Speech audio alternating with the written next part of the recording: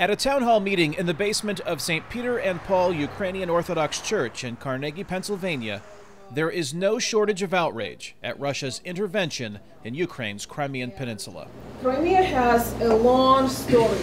Hanna Chumachenko Lassansky moved to the area from Ukraine about 15 years ago and has watched with anxiety as Russian forces move closer to where her family still lives. My family is too close to Crimea, and everybody understands that Crimea is just a first step, and that will be eastern Ukraine and southern Ukraine. Lassansky joined about 50 other concerned Ukrainian Americans, many second or third generation family members of immigrants, to send a message to their U.S. Congressman, Tim Murphy, saying they reject Russian military intervention in their homeland.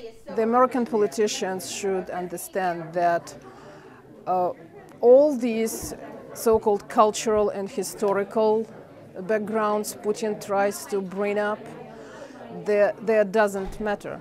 It is a message Murphy says he hears loud and clear from the large Ukrainian American population that lives and works in his western Pennsylvania congressional district. These are not people making up stories. These are not people simply reading it through newspapers. These are people who are in contact now with folks there and certainly hoping for the best and hoping that the United States will support Ukraine's right to its own future determination, which I support.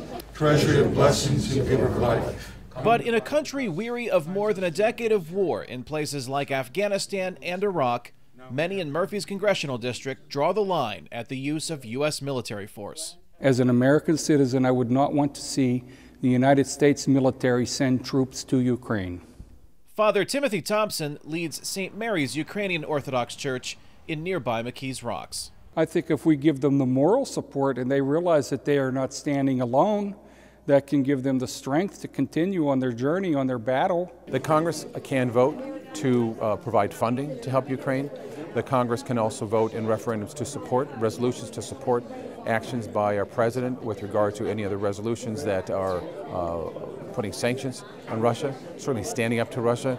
A vote of support for Ukraine is also very, very important for people to see that the United States government supports the government of Ukraine.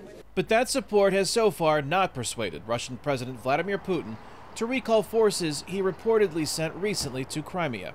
And a planned vote on Crimean separation from Ukraine could prolong the crisis and the anxiety of Ukrainian Americans in western Pennsylvania.